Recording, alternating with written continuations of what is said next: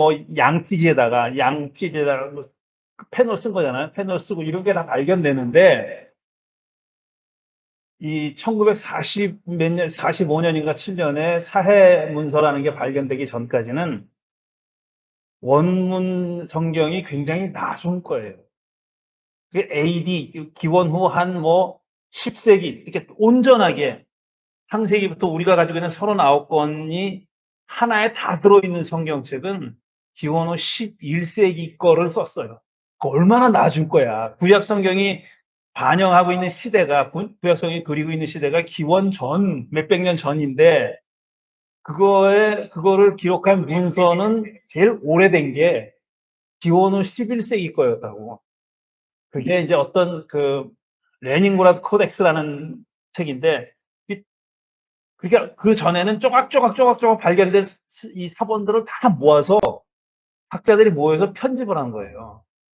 어느 게 더 원문을 정확하게 반영하고 있을 거다. 가장 오래된 게 어떤 그 성경이냐, 어떤 또 가장 오래되고 뭐라 그럴까 좀 좋은 히브리어로 써 있는. 그러니까 좀 저급한 랭귀지가 아니라 조금 이렇게 품격을 갖춘 그런 어법으로 써 있는 걸 골라가지고 편집을 한 거예요. 그러니까 이 구약 성경도 한꺼번에 다 발견된 게 아닙니다.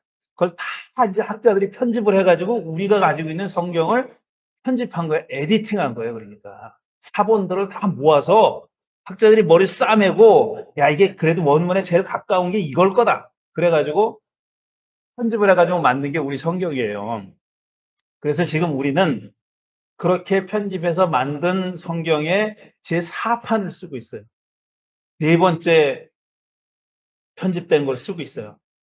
그런데 이 편집자, 이게 그 다음에 발견된, 그 이후에 발견된 사본들도 있고, 사판을 편집해가지고 인쇄해가지고 프린트해서 그 책을 쓴 이후로 발견된 성경도 있고, 사본도 있고, 그 다음에 그 전에 발견됐으나, 뭐라 그래야 되나, 잘못 이해한 거, 잘못 해석한 거, 이런 걸 고치는 작업을 지금 내 기억에 한 30년째 하고 있어요. 그래서 이게 다 완성되면은 5판이 나와요. 5판이 나오면 우리가 가지고 있는 성경 다 다시 번역해요. 내용이 많이 바뀌는 건 아닌데 결정적으로 중요한 바뀌는 데가 있거든요. 그래서 그러면 전 세계에 나와 있는 여러 가지 랭귀지로 뭐 불어, 독어, 한국말, 일본어, 중국말 다 번역돼 있잖아요. 스페니시. 그걸 다 바꿔야 됩니다. 그 5판이 나옵니다. 근데 5판이 언제 나오는지 그 30년 전에 시작할 때는 한 10여 년 있으면 나온다 그랬어요. 근데 아직까지도 한 30년 지났는데도 안 나오고 있는 거예요. 반대 세력이 많아서. 예? 반대 세력이 많아서. 왜냐하면 협의가 안 이루어졌어요. 그거 전문가들이 전 세계에 있는 그것만 하는 전문가들이 있어요. 근데 그 사람들이 방학 때마다 괴팅겐이라는 독일의 괴팅겐의 도시에 모여가지고 괴팅겐 대학에 모여가지고 회의를 해가지고 계속 그 정리하는 작업을 하는 거예요. 근데 30년이 지났는데 아직도 안 만들어졌고 그거 처음 시작한 사람들은 다 죽었어요. 처음에 시작한 사람들은 그때도 이미 나이가 많았는데 30년 동안 자기 생전에 나올 줄 알았지. 근데 안 나오고 아직까지 그러고 있는 겁니다. 그렇게 되면은 우리가 가지고 있는 성경 다 다시 사야 됩니다. 한국말 번역하는 사람도 다 다시 번역해야 되고 영어도 마찬가지예요. 영어도 다 다시 바꿔야 되는 거예요. 올드 테스트먼트는요. 그러면 구약도 마찬가지로 그렇게 하는데 저는 이제 구약을 공부했으니까 구약 쪽만 제가 얘기하는 거죠. 구약은 그러면 그 유대교라든지 아니면 이슬람교에서도 똑같은. 그렇게 되면 유대교 성경도 바뀌는 거예요. 유대교 학자하고 다 같이 모여서 하는 겁니다. 이게 유대교 학자, 그리스도교 학자들이 다 같이 모여서 한데 모여서 협업하는 거예요. 이슬람은 아니죠. 이슬람은 구약 성경 우리 유대교하고 그리스도교가 쓰는 구약 성경하고 다른 성경을 씁니다. 예. 코란은 자기는 구약 성경이 자기네 경전이 아니에요. 자기네 쿠란이 경전이잖아요. 근데 쿠란의 안에 구약 성경의 내용이 겹치는 게 있죠. 겹치는데 쿠란이 나중에 만드는 거니까 이걸 그 모하메드에 맞게 좀 변형을 했죠. 기다리는 분들이 있어요. 예. 지금 들어간 거죠. 예. 죄송합니다. 우리 시작하기 전에 이 성경, 우리가 가지고 있는 성경, 다음에 원문에 대해서 약간 얘기하느라고 시간이 좀 지나갔습니다. 안녕하십니까. 오늘 바울 성경 공부 5번째 시간입니다. 사도 바울이 펼친 예수운동 5번째고 오늘 붙인 제목은 바울 전환 플래시하고 소명의 사회적 상황이라는 제목을 제가 붙여봤습니다. 지난주에 했던 내용을 복습 겸 해가지고 조금 살펴보고 오늘 공부할 내용을 보겠습니다. 자, 우리가 지난주에 오늘도 이제 중간중간에 질문을 하시면은 이게 하려고 했던 내용을 다 못 다루니까 가급적이면 제가 1시간 동안 얘기할 거고요. 30분 동안 질의응답하는 시간을 가지려고 합니다. 그러니까 6시 반에 시작했으니까 7시 반까지 제가 주로 얘기하고, 물론 중간에 제가 말씀드리는 내용이 이해가 안 되면은 질문하셔도 돼요. 근데 긴 대답이 필요한 질문은 이제 1시간 제가 얘기한 다음에 이렇게 해주시면 좋겠습니다. 그렇게 진행할 거고요. 지난주에 우리가 바울이 다메섹 도상에서 했던 경험, 그러니까 부활한 예수를 만난 경험을 뭐라고 이름 붙이는 게 좋겠느냐 하는 얘기를 했잖아요. 근데 개종이나 무슨 뭐 전향, 회심 이런 것은 적당하지가 않다고 말씀드렸죠. 회심은 뭐 크게 잘못해서 자기의 잘못을 반성하고 마음을 돌이키는 걸 얘기하는 거니까 바울한테는 해당하지 않고요. 개종이 해당되지 않는다는 얘기는 바울이 유대교에서 다른 종교로 간 게 아니기 때문에 개종이라는 말도 적합하지 않다고 말씀드렸고, 전향이라는 말은 어떤 이념적인 이데올로기적인 그런 내용이 담겨 있다고 여겨지고 그렇게 사용됐으니까 그 말도 적당하지 않고, 그래서 부묘지책으로 전환이라는 말을 썼는데, 사실 제가 하고 싶은 말은 다른, 붙이고 싶은 이름은 다른 게 있었습니다. 그거는 소명이라는 제목이에요. 이름이에요. 소명은 이제 우리말로 하면은 좀 그런데 영어로 하면 훨씬 더 편할 거예요. 콜링이니까. 콜링. 부르심을 받는다는 얘기입니다. 그러니까 바울이 이때 부활한 예수님을 만나서 경험한 것은 부르심을 받은 거예요. 어떤 일을 하라고 시키는 겁니다. 그러니까 커미션이죠. 어떤 일을 위임받은 거예요. 너 이 일을 해. 라고 부른 거죠. 바울을 불러가지고 그 일을 맡긴 겁니다. 그런 의미에서 소명이라는 말이 적절한데, 바울이 자기가 쓴 편지에 자기가 그때 경험했던 것, 그러니까 자기의 과업이, 자기가 할 일이 뭐냐 하는 것을 설명한 그런 구절들이 있습니다. 그게 뭐냐 하면은 갈라디아서 1장 15절에서 16절 이 말씀인데요. 제가 적어놨나요? 아니면은 안 적어놨죠? 이건 복습하는 내용이니까 찾아보지 말고 제가 읽어드릴게요. 갈라디아서 1장 15절 16절에 뭐라고 써 있냐면은, 그러나 나를 모태로부터 따로 세우시고 은혜로 불러주신 하나님께서 그 아들을 이방 사람에게 전하게 하시려고 그를 나에게 기꺼이 나타내 보이셨습니다. 이렇게 돼 있어요. 그를 나에게 보이셨다. 나는 바울이고 그는 예수 그리스도를 얘기하는 겁니다. 예수 그리스도를 나에게 보이셨다. 왜 보이셨냐 하면은 그 아들을 이방 사람에게 전하게 하시려고. 이게 목적이에요. 하나님이 바울을 부른 목적은 뭐냐 하면은 그 아들을, 그러니까 예수 그리스도를 이방 사람들에게 전하게 하려고, 이방인의 사도로 삼으려고 부르셨다는 겁니다. 근데 어떻게 불렀냐 하면은 나를 모태로부터 따로 세우시고 은혜로 불러주셨다 그랬어요. 그러니까 자기가 부르심을 받은 것은 이렇게 고백하는 겁니다. 내가 다메섹으로 가는 길에서 그런 경험을 했지만 실제로는 하나님은 당신의 뜻이 있어서 나를 모태로부터, 그러니까 내가 태어나기 전부터 나를 불러주셨다라고 얘기하는 거예요. 근데 이거는 고백적인 말인데 이걸 그냥 어떤 팩트로, 사실로 받아들일 게 아니라 부르심을 받은 구약성서에 등장하는 사람들, 구약성서에 등장하는 사람 가운데 하나님이 부른 사람들을 이렇게 표현해 놓은 구절들이 있습니다. 그 두 가지를 제가 가져왔는데, 이사야서 49장 1절과 5절을 보면은, 이것도 시간이 없으니까 제가 읽어드리겠습니다. 이사야 보면은 이래요. 너희 섬들아, 내가 하는 말을 들어라. 너희 먼 곳에 사는 민족들아, 귀를 기울여라. 주님께서 이미 모태에서부터 나를 부르셨고, 똑같은 표현이죠. 갈라디아서 1장하고 똑같은 표현이에요.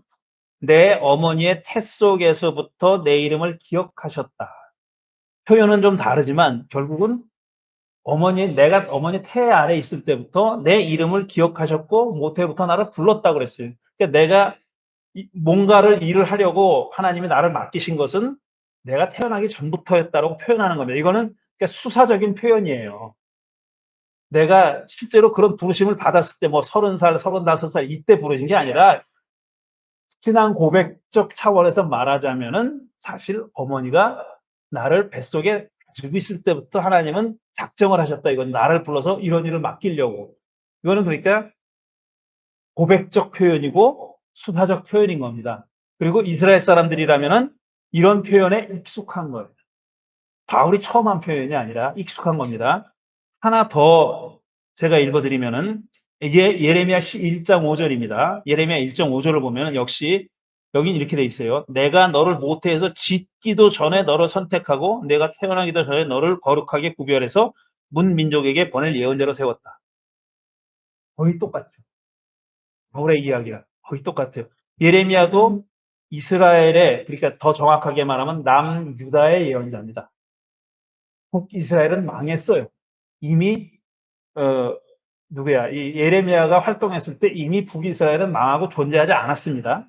남유다만 살아남았을 때 남유다 출신의 예언자예요. 그런데 남유다 출신의 예언자면서 자기를 뭐라고 얘기하냐면은 자기를 문 민족에게 보낼 예언자로 세웠다 그랬어요.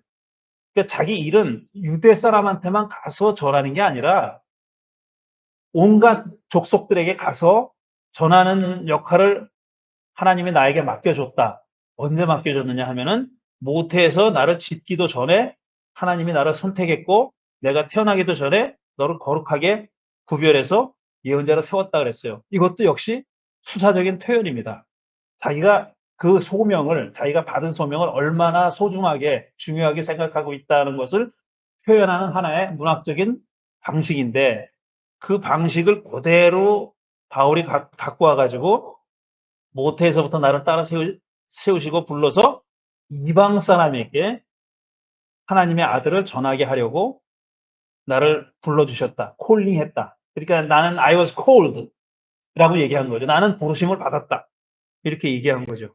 그러니까 바울의 이 경험을 소명이라고 부르는 것이 내용상으로는 가장 가깝다라는 말씀을 드린 겁니다. 그래서 자, 이 전환 혹은 소명을 받기 이전의 바울과 그 다음에 소명 체험 이런 순서로 제가 서술해 놨어요. 오늘 중요한 공부할 내용 중에 중요한 그러니까 전반부 후반부로 나누면은 전반부의 내용은 바울의 이 소명을 어떻게 우리가 이해할 것인지, 바울이 소명받은 사건은 뭘 목적으로 했으며 어떤 성격의 경험이었냐 하는 것을 제가 설명하려고 하는 겁니다. 그래서 전환 혹은 이제 소명이라는 말만 쓸게요. 소명 이전에 바울은 이건 여러 번 읽은 거예요. 빌립보서 3장 5절 6절 나는 난지 여드레 만에 할례를 받았고 이스라엘 민족 가운데서 베냐민 지파여 히브리 사람 가운데서 히브리 사람이요 율법으로는 바리새파 사람이요 열성으로는 교회를 박해한 사람이요 율법의 의로는 흠잡힐 데가 없는 사람이었습니다. 라고 자기를 얘기하고 있어요. 그러니까 소명 받기 전에 자기는 한마디로 얘기하면 아주 완벽한 퍼펙트한 유대교인이었다 이런 뜻입니다. 흠잡을 데가 없는 유대교인이었다는 뜻이에요. 이거는 뭐 오만한 태도로 이렇게 얘기하는 게 아니에요. 실은 그렇지도 않은데 자기를 너무 이렇게 막 그냥 과시하고 그런 내용이 아닙니다. 자기가 실제로 그런 삶을 살았다는 얘기를 하고 있는 거예요. 그리고 거의 비슷한 내용이 갈라디아 1장 13절 14절 바로 앞에 읽은데 바로 전에 모태로부터 세우시고 그 이전에 바로 전절인데 이렇게 돼 있어요. 내가 전에 유대교에 있을 적에 한 행위가 어떠했는가를 여러분이 이미 들은 줄 압니다. 나는 하나님의 교회를 몹시 박해하였고 또 없애버리려고 하였습니다. 나는 내 동족 가운데 나와 나이가 같은 또래의 많은 사람보다 유대교 신앙에 앞서 있었으며 내 조상들의 전통을 지키는 일에도 훨씬 더 열성이었습니다. 이렇게 얘기를 해요. 그러니까 자기가 얼마나 열성적인 유대교인이었는지 그리고 유다교 신앙이라는 말을 유다이스모스라는 그리스 말이라고 제가 말씀드렸고, 그리고 이 유대교인들은 이 당시 유대교인들은 자기들을 유대교인이라고 부르지 않았다는 얘기를 했죠. 기억하시죠? 죄다 자기 주변 죄다 유대교인이니까 굳이 내 유대교인이라고 얘기할 필요가 없는데, 그럼 유다이스모스라는 그리스 말은 어떨 때 쓰는 말이냐면은 이민 나가 사는 사람. 그러니까 팔레스타인에 사는 유대교인, 자기 동족들끼리 사는 그런 사람들, 유대인이면은 그런 말을 안 쓰고, 이민 나가서 살아서 로마 제국의 어떤 도시에서 살기 때문에 유대인들만 모여 사는 사람들이 아니고, 그 다음에 온갖 여러 종류의 종교, 온갖 여러 종류의 종족들이 모여서 혼재돼서 사는, 같이 더불어 살아가는 큰 도시에서 사는 유대인, 그러니까 이민 나가 사는 유대인. 이 사람들은 디아스포라 유대인이라고 불렀어요. 이민 나가 사는 유대인. 그 이민 나가 사는 유대인들은 본토에서 유대교인으로 사는 사람들과 조금 색다른 신앙을 가지고 있었어요. 특히 이민교회하고 본국교회하고 좀 차이가 있어요. 한국 가서 보면은 예배 드리다 보면 우리가 여기서 예배 드리고 하는 거랑은 좀 달라요. 어디가 더 모던한 줄 아십니까? 한국이 더 모던. 예. 아이고, 한국이 더 이렇게 쇼하듯이 해요. 설교 면에서 아니면 설교도 그렇고 예배를 그 운영하는 방식도 우리는 굉장히 전통적이에요. 그러니까 70년대, 80년대 해왔던 거. 설교는 한국이 훨씬 더 리버럴합니다. 여기보다. 예. 그때는 향림교회만 다니셔서 그래요. 예수 천당 부신 지옥 맨날 그런 것만 얘기하죠. 아이고, 그거는 기대해서 나가서 이렇게 하는 사람이 그렇고, 평균적으로 보면은 한국에 있는 한국 교회가 여기보다 더 모던합니다. 예. 진보적이라는 뜻입니다. 그렇죠. 신앙이 진보적이라고 보다는 이렇게 패션이 눈에 보이는 것이 더 모던하다고, 더 현대적이에요. 여기보다 더 현대적이에요. 예. 그렇지만 수들이 하도 많고 그러니까 굉장히 물론 이제 스펙트럼은 넓죠. 한국이. 여기는 대체로 보수적이고 거기는 아주 우리보다 훨씬 더 보수적이지만 또 훨씬 더 모던한 교회들도 있어요. 그러니까 뭐 그렇게 어디가 더 모던하냐 이렇게 쉽게 얘기할 수 있는 성격은 아닌데, 평균적으로 볼 때는 우리가 생각하는 건 다르다 하는 거예요. 우리가 여기서 사는 사람들은 우리가 미국에 살고 그러니까 앞서가는 뭐 문화 같지만 그렇지 않다는 얘기인데, 그 외국에 나가서 디아스포라 유대인들은 본토에서 자기들끼리만 사는 사람들, 자기들끼리만 똑같은 비슷한 신앙을 가지고 비슷한 언어를 하고 이런 사람들하고는 다른 문화적인 상황에 놓여 있는 거잖아요. 그러니까 다른 종교를 훨씬 더 가깝게 접할 수가 있고, 이 상업도시나 아주 훌라화된 로마화된 상업도시에 살고 있다고 생각해 보세요. 그러면 거기는 온갖 언어를 쓰는 사람들이 많이 와서 살고 있고, 우리 같은 거예요. 뭐 스페니시 쓰는 사람들, 뭐 쓰는 사람들, 아랍어 쓰는 사람들 잔뜩 모여 살고 있고, 절도 있고 모스크도 있고 무슨 템플도 있고 이런 데서 살잖아요, 우리. 그러니까 디아스포라 유대인들은 그런 상황에서 살았습니다. 그러면서 유대 교인으로 사는 거예요. 그러니까 색깔이 좀 달라요. 그래서 그때 유다이스모스라는 말을 쓴 거예요. 왜냐하면 다른 종교들이 많으니까. 근데 그게 색깔이 좀 달라요. 그리고 바울은 그런 배경에서 살았던 사람이에요. 본토보다는 이런 그 외국에서 살았던 사람이니까 자기는 유다이스모스에 뭐라 그랬냐면 유대교 신앙이 앞서 있었다 그랬어요. 이거는 좀 의미가 있는 얘기입니다. 그러니까 다른 동년배의 사람들보다 그런 디아스포라 유대교에 자기가 더 열심이었고 앞서가는 사람이었다. 이렇게 얘기한 겁니다. 이런 사람이었어요. 소명을 받기 전에 바울은 한마디로 얘기해서 좀 속되게 말하면 꿀릴 게 없는 유대인입니다. 이 가방끈의 길이로 보나 이 바울이 학식이 있는 사람이에요. 가방끈의 길이로 보나 어떤 종교적인 열성으로 보나 조상의 전통으로 보나 자기 혈통으로 보나 꿀릴 게 없는 사람이고 그거에 대한 상당히 자부심을 갖고 있었던 사람입니다. 그런 사람이 3번 바울의 소명 체험을 보면은 이렇던 사람이 변한 겁니다. 이제 이런 소명 체험을 한 다음에 변한 거예요. 그런데 소명 체험은 소명 체험을 성격상 신비 체험으로 부를 수가 있어요. 왜냐하면은 같이 동행했던 사람들은 소리도 못 들었다 그랬잖아요. 자기 혼자 감회색으로 가는 길이 아니었습니다. 일행이 있는데 그 부활한 예수가 누구에게만 계시됐느냐면 그 일행들 중에 딱 바울한테만 계시된 겁니다. 바울하고 대화도 했고 사도행전 9장에 보면은 누구십니까? 나는 네가 박해하는 예수다. 이런 대답을 했잖아요. 그렇지만 같은 사람들은 같이 동행했던 사람들은 그런 경험을 못했어요. 그러니까 이 사람 혼자 어떤 신비한 체험을 한 겁니다. 그러니까 동시에 소명 체험이자 동시에 신비 체험을 한 거예요. 어떤 혼자 이렇게 예를 들어 명상이나 기도를 하다가 깨달음이 온 게 아니에요. 이게 이렇구나 라고 깨달음이 왔거나 아니면 제가 우리 향림 교인들한테는 여러 번 얘기한 건데 저는 이제 개종이 아니라 어떤 회심이 아니라 이런 전환의 경험을 한 사람이에요.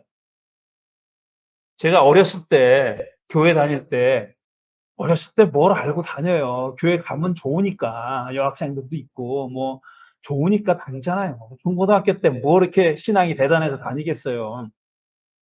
그렇게 하다가 나중에 어떤 내가 그 이전에 믿었던 그리스도교 신앙과는 다른 신앙의 체험을 합니다. 근데 저는 바울처럼 어떤 신비 체험을 한 것도 아니고 다른 사람들은 다 경험하지 못해. 얘도 수련회 같은 데 가가지고 옛날에 수련회 같은 데 가서 막 기도하다 성경 기도하다 보니까 막 눈이 열리고 하늘이 열리는 게 보이고 뭐 그런 경험을 한 번도 해본 적이 없어요. 저는 그런 경험을 갖게 해달라고 처음에 그 보수적인 신학교 가가지고 뒷산에 가가지고 뭐 나무 뿌리 잡고 막 기도도 하고 별거 다 해봤어요. 혼자서 막 그 기도원에 가가지고 주말에 무슨 청계산 기도원, 한월산 기도원 이런 데 가가지고 기도굴이 있습니다. 그런 데는 개인이 기도하는 기도굴에 들어가서 막 기도하고 막 그랬었어요.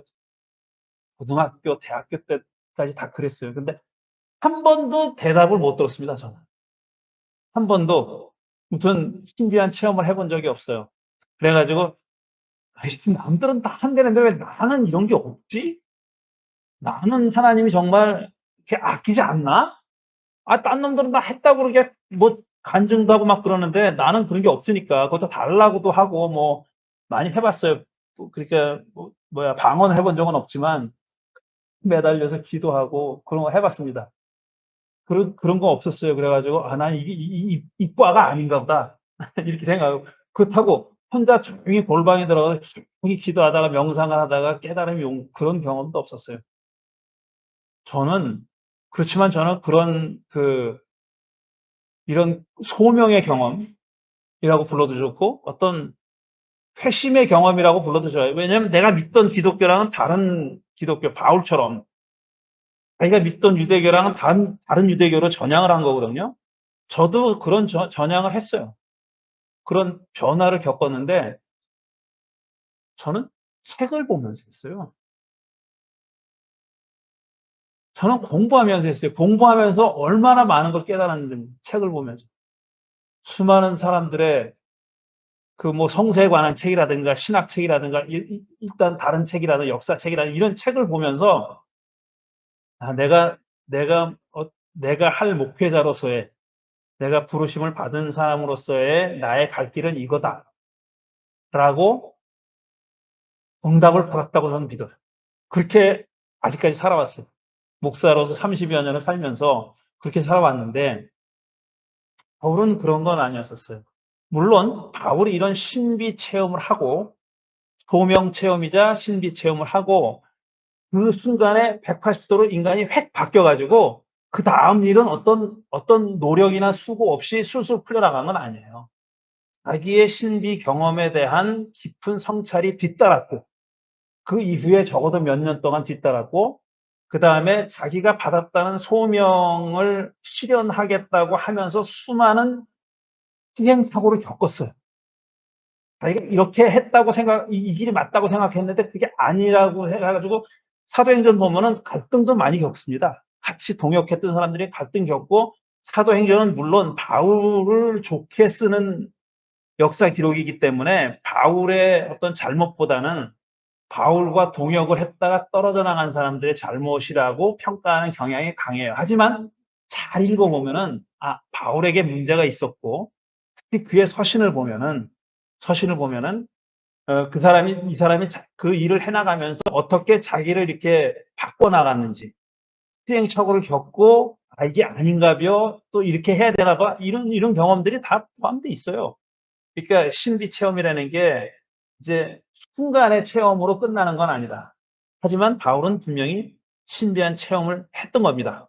그래서 신비 체험의 처음 기록이 뭐냐면은 사도행전 9장과 22장, 26장에 나오는 부활한 예수의 만남인데, 이 9장, 22장, 26장에 나오는 내용이 조금씩 다르다고 얘기했습니다. 경험의 내용이 다른데 그것까지는 굳이 들어가지 않겠고, 또 자기의 소명 체험을 갈라디아서 1장 15, 16절 거기서는 이렇게 얘기해요. 그러나 나를 모태부터 따로 세우시고, 앞에서 읽은 겁니다. 은혜로 불러주신 하나님께서 이방 사람에게 전하게 하시려고 나를 기꺼이 나타내 보이셨습니다. 그러니까 자기가 소명을 받았던 체험을 자기 입으로 얘기했을 때는 이렇게 얘기한 겁니다. 모태로부터 따로 세우시고는 그 수사학적 표현이라고 얘기했고요. 그 다음에 자기를 왜 불렀냐, 이방 사람에게 전하게 하시려고 그러니까 예수 그리스도를 직접 자기에게 나타내 보이셨다라고 얘기한 겁니다. 나타내 보이셨다, 하나님이 그렇게 보이셨다라고 얘기한 거예요. 그래서 2번을 보시면은 계시의 내용은 뭐냐, 부활한 예수가 나타났다는 겁니다. 그걸 서사로 만든 게 사도행전 9장이라고 그랬어요. 담에색으로 가다가 빛이 비쳤고 뭐 어쩌고 하는 거 서사로 만들었는데, 바울은 자기 입으로는 그런 서사를 얘기한 적이 없어요. 이렇게만 간략하게 얘기했습니다. 계시한 내용은 부활한 예수입니다. 그러니까 나타난 건 부활한 예수고, 거기에 어떤 말을 썼냐면 아포칼립시스라는 말을 썼어요. 아포칼립시스가 어디 나오냐면 그를 나에게 기꺼이 나타내 보이셨습니다 그랬잖아요. 16절에, 갈라디아 1장 16절에 보면은 그를 나에게 기꺼이 나타내 보이셨습니다 그랬잖아요. 이 말이 언어가 아포칼립시스입니다. 그리스 언어는 아포칼립시스인데, 아포칼립스라는 말은, 아포칼립스 나오라는 영화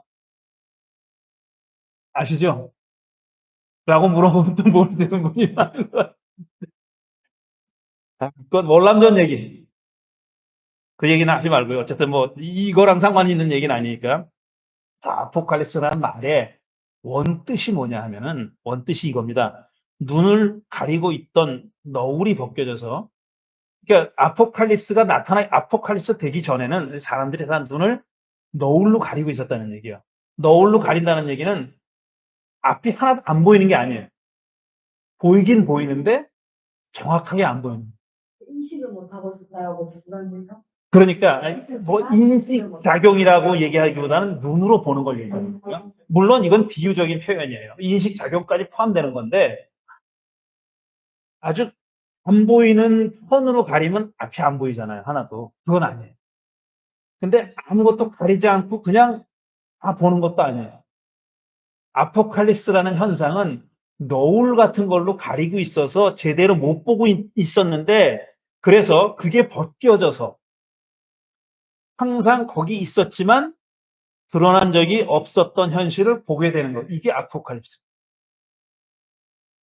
보통 사람들은 그렇게 생각하지 않다. 아포칼립스라는 말은 네. 굉장히 지옥적이고 그게 뭐지? 그 정말. 계시록에 나오는 그거는 이제 뜻이, 아포칼립스라는 말이, There's about 4-5 different definitions. 맞아요. 예. Okay. 근데 여기에는 그렇게 나와 있습니다. 그리스의 첫 뜻이, 그리스 아포칼립시스라는 말의 첫 번째 뜻이 이런 거예요. 근데 이 말이 나중에 나오는데 종말주의자들이 이 말을 갖다 썼어요. 종말론자들이. 그러니까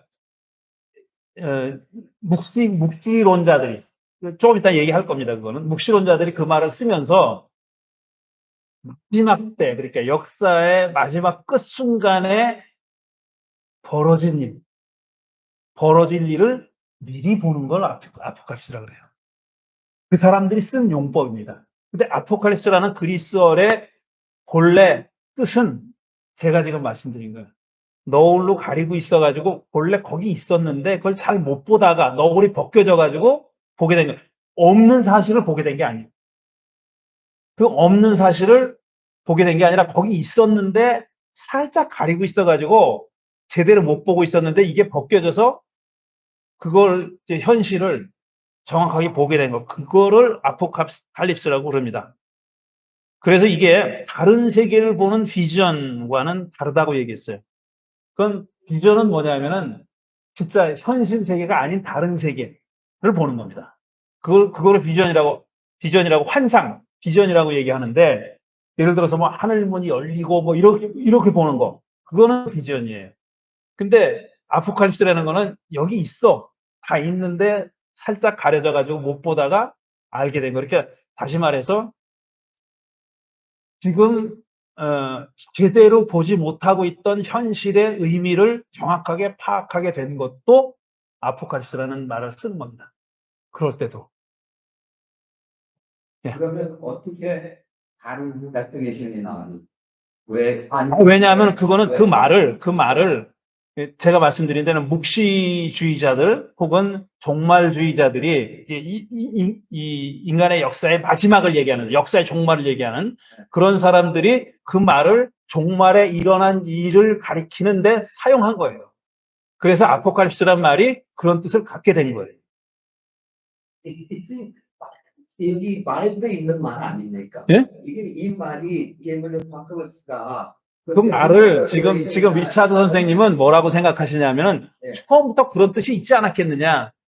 그런 뜻이 아니라, 그런 얘기가 아니라, 왜냐하면 제가 이 아포칼립스라는 말이, 아니요, 제가 그런 게 아니고 네. 왜 그러면 그런 말이 이렇게 뭐지 체인지가 되냐고, 이렇게 프로그레션이 제일 처음에는 이게 굉장히 파지티브하고 긍정적인 말 아니에요. 이제 긍정적인 말이죠. 예. 그런데 보통 사람들이 생각하기에 아포칼립스 하면 종말이 되는지 아주 그냥 뭐 지진이 일어나는지 뭐 요새 아니, 근데 종말에 일어날 일이라고 해서 다 부정적인 의미로 사용된 건 아니에요.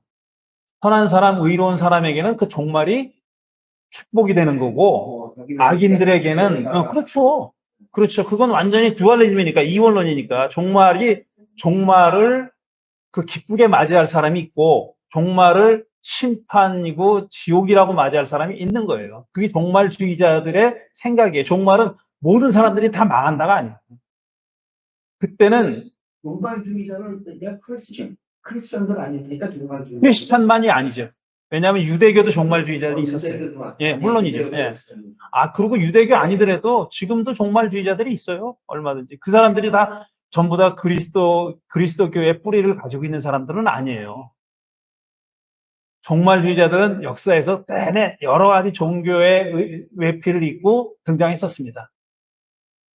제일 먼저 제일 역사적으로 제일 먼저 생겨난 종말주의자들은 조로아스터리언입니다. 조로아스터교 사람들이에요. 네, 조로아스터교 사람들이 그리스도교보다 먼저 만들어진 종교거든요. 그래, 페르시아에서 만들어진 종교인데 그 사람들이 종말주의자들이었었어요. 그러니까 그리스도교가 종말주의자의 원초적 뿌리였던 건 아니에요. 사실은 종말론은 그리스도교 안에도 있었지만 조로아스터교의 영향을 받아가지고 강하게 됐죠. 그럼 목사님이 말씀하시는 거는 그 조로아스터의 그 인플루언스를 갖다가 굉장히 있죠. 많이 그거는 그 시대의 역사를 공부하는 사람이면 어느 누구도 부인하지 못합니다. 그리스도교의 조로아스터교의 영향이 상당히 강해요. 네. 그거는 아무도 부인하지 못해요. 부활이라는 것이, 부활도 그리스도교의 구약 성경에 부활을 얘기할 수 있는 어떤 씨드가 있어요. 씨앗이 있어요. 씨앗이 있는데 그 부활이라는 신앙이 굉장히 이렇게 폭발적으로 강하게 된 거는 조로아스터교의 영향이 있었습니다. 그거는 기원전 몇 세기 경부터 있었던 일이에요. 물론 조로아스터교의 영향을 받으려면은 유대 사람들의 역사적인 상황도 고려해야 돼. 어떤 역사적 배경이 있었기에 조로아스터교가 영향을 미친 거지, 역사적 배경이 조로아스터교 같은 거는 쳐다볼 일도 없는 상황이었으면은 안 쳐다봤죠. 근데 조로아스터교의 영향을 받을 만한 자기들의 역사적 상황이 있었어요. 그래서 조로아스터교가 영향을 받은 거예요. 그 전에도 있었는데 그때 조로아스터교 영향이 강하게 작용을 했죠. 영향이 있어요. 그리스도교라는 거는 제가 여러 번 그 성경 공부 시간에 얘기한 건데, 우리말로 하느님의 강이라는 책이 있어요. 영어 원 제목은 그대로입니다. The River of God이에요. The River of God이라고 아마존 쳐보세요. 그 River of God이라고 그렉 라일이라는 사람이 쓴 거예요. 초대 기독교 연구하는 사람이에요. 근데 굉장히 좋은 책이에요. 그 책은 일반 그 교양서 정도, 우리말로 번역돼 있어요. 색일교의 박원일 목사님이 번역한 건데, 뭐 절판이 됐는지 어쨌는지 모르겠는데 영어 책은 아마 있을 거예요. 근데 그 책을 보면은 지금 우리가 믿는 그리스도교가 큰 강이라고 하면은 그 이전에 수많은 지류에서 이 강으로 여러 다양한 종류의 지류에서 합해졌다는 거예요. 그 지류에서 물이 흘러 들어와 가지고 지금 우리가 알고 있는 그리스도교라는 큰 강이 된 겁니다. 근데 그 지류 중에 하나가 유대교도 있고 구약 성경도 있고 조로아스터교도 있고 뭣도 있고 다 있는 거예요. 근데 그런 내용들이 다 하나로 들어와 가지고 커다란 종교, 그리스도교라는 종교가 됐다는 내용을 설명하는 책인데 굉장히 좋은 책입니다. 어쨌든 예. 제가 지금 들었던 내용인데 이게 지금 정상적으로 분명치 않아서 예. 그때 여쭤봤는데, 이 바울이 이런 심리적인 치료를 하기 이전에 예. 스테반이라는 그 사람이 순교하는 예. 바람에 그 현장에 사도 바울이 있었죠. 예. 있었다고 사도행전에 예. 저술돼 있죠. 예. 그래서 그 사도행전의 그 순교 현장에서 사도 바울의 죽음을 보면서, 스테반의 죽음을 보면서 그렇게 스테반의 죽음을 보면서 사도 바울의 이러한 계기가 성립될 수 있었다라고. 사도행전은 뭐라고 기록했냐면 스테반을 죽인 거를 마땅히 여겼다고 그렇게 돼 있어요. 그렇게 여겼는데 예. 그 현장에서 그 스테반의 그런 어떤 영향이 이 사람에게 이제 있었다. 아니, 그렇게 보기에는 힘들죠. 왜냐하면 결국은 스테반이 했던 일과 유사한 일을 하죠. 그 사도행전을 보면은 이제 7명의 집사를 세우잖아요. 근데 스테반이 7명의 집사 중에 하나예요. 근데 7명이 다 어떤 사람이냐면은 디아스포라 유대인이면서 그리스도인입니다. 그 사람들은. 그러니까 12제자는 그 중에 하나예요. 12제자는 팔레스타인, 이스라엘 고향에서 예수님과 같이 활동했던 사람이고, 그 다음에 집사라고 해가지고 세운 7사람은 다 디아스포라 유대인이면서 기독교인의 사람이에요. 그 집사라고 이름이 붙어 있으니까 우리는 뭐 어떻게 생각하냐? 이거는 뭐 거기도 그렇게 사도들이 하나님을 돕고 그렇게 돼 있어요. 무슨 그 종속돼서 사도들이 우리 교회에서 집사님들이 하듯이 뭐 물 떠다 주고 뭐 이런 거 그렇게 하면 안 되지만 제가 그걸 찬성하는 건 아닙니다. 집사님들이 하나 허드렛 일을 하는 사람이라고 생각하는데 그게 아니에요. 그 사람들이 스테반을 대표적으로 보는 거예요. 스테반은 복음을 전하다가 순교당한 거예요. 그러니까 이 사람들은, 그러니까 학자들은 뭐라고 생각하냐면은 12사도들을 보조하는 역할이 아니라 디아스포라 유대인 기독교인으로서 바울하고 같은 일을, 나중에 바울이 하게 될 일을 이 사람들이 이미 하고 있었다라는 겁니다. 예, 그렇게 읽어야 맞는 거예요. 그러니까 허드렛 일을 하는 사람들이 아니에요. 집사라고 이름 붙였으니까 그렇게 자꾸 생각하는데 그게 아니라 이미 이때도, 그러니까 나중에 이제 15장 가면은 합의가 이루어지는데 니들은 유대인 전하고 우리는 이방인들에게 전한다, 이렇게 역할 분담이 이루어지는데 그 이전에 이미 디아스포라 유대인 사람들의 디아스포라 유대인 플러스 이방인들에게 그리스도를 전하는 사람이 있었던 거예요. 스데반이 그 중에 하나였던 거예요. 근데 스데반이 거기서 연설하는데 누가 그들을 죽입니까? 유대인들이 죽이잖아요. 유대인들이 왜 이 사람을 죽였을까? 그게 바울이 노선을 바꾼 거랑 상관이 있어요. 있어요. 있어요. 그 설교가 그러니까 스데반의 죽음을 마땅히 여기다가 네. 스데반이 한 일을 하는 거예요. 나중에는 결국은. 그러니까 그 얘기를 이제 앞으로 하려고 그러는 겁니다. 예. 그러면 그게 이 신비 체험의 어떤 단초가 되는 그렇게까지는 말 못하죠. 신비 체험이라는 거는 내 의지와 상관없이, 내 지향과 상관없이 오는 거예요. 내 의지와 상관없이 느닷없이 닥친 거죠. 바울이 자기가 부활한 예수를 만나리라고 생각을 했겠어요? 못했지. 오히려 예수 믿는 사람들을 처벌을 할 인가를 받으려고, 대제사장들에게 인가를 받으려고 가다가 이런 일이 벌어졌잖아요. 자기가 전혀 상상하지 못했던, 꿈에도 생각하지 못했던 일을 경험한 겁니다. 그러니까 이 신비체험이라는 건 내 의지랑 상관없이 그거는 관계없으니까 바울이 스테반의 순교하고 연관이 있죠. 예, 연관이 있죠. 예. 그래서 비전하고는 다르다라는 설명을 드린 거고, 그 다음에 그 이외에 또 신비 체험에 대해서 바울이 얘기하는 내용이 나옵니다. 자기가 겪었으나 제3자가 겪은 것처럼 서술하는 게 나오는데 그게 고린도후서 12장 1절에서 4절까지입니다. 자, 그것도 제가 읽어드릴게요. 제가 적어놨나요? 거기? 안 적어놨네. 잘 들어보세요. 그러면은 제가 찾아서 읽으려고 생각했는데 시간이 그렇게 안 되네. 자, 이렇게 돼 있어요. 자랑함이 나에게 이로울 것은 없으나 내가 자랑하고 싶진 않는데 이미 말이 나왔으니 주님께서 보여주는 환상들과 계시들을 말할까 합니다. 자기가 겪은 일을 얘기하겠다는 거예요. 나는 그리스도를 믿는 사람 하나를 알고 있습니다. 남 얘기처럼 해. 왜냐하면 자기 얘기인데 자랑하고 싶지 않으니까 제3자인 것처럼 얘기하는 사실 자기가 겪은 경험이에요. 그는 14년 전에 셋째 하늘에까지 이끌려 올라갔습니다. 이게 몇 번째 하늘, 7개까지 있다는 말도 있고, 뭐 17개까지 있다는 말도 있었어요. 옛날에 그런 그 신비주의자들이 하는 거예요. 첫 번째 하늘에서 뭐가 바뀌고 이래가지고, 궁극적으로 이 지구의 그 고울이 되는 곳까지 가는 과정을 그린 그런 이야기들이 있습니다. 이 당시에 있었는데, 그런 이야기의 틀에서, 그 프레임에서 얘기하는 겁니다.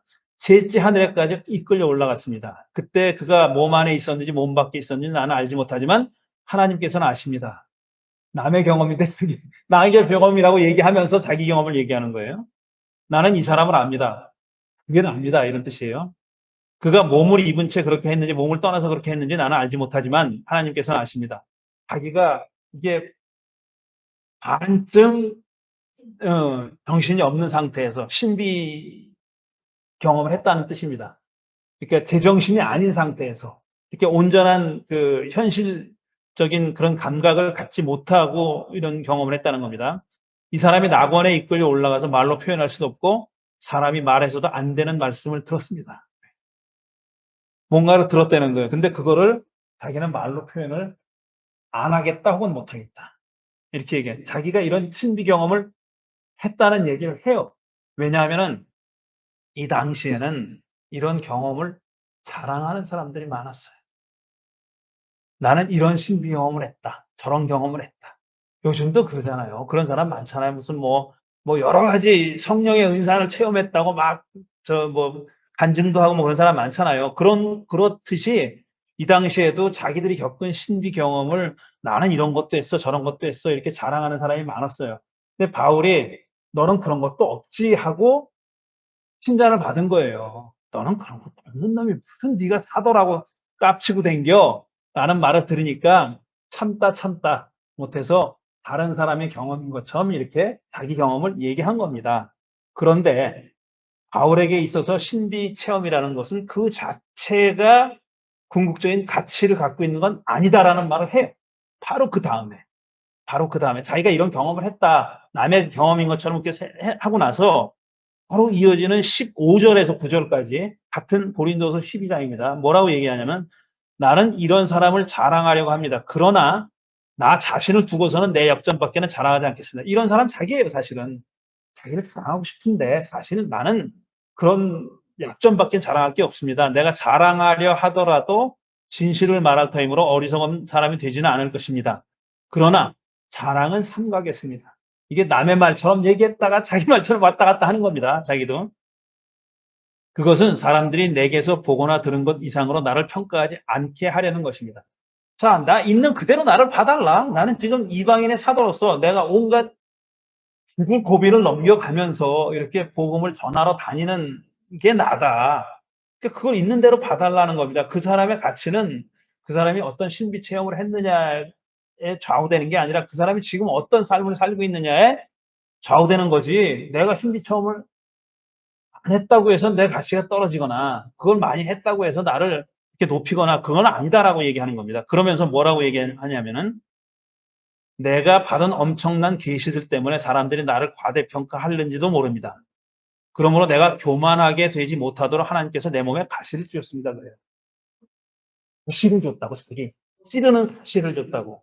내가 이렇게 잘할 게 많은데 나는 그거 자랑하고 싶지 않다.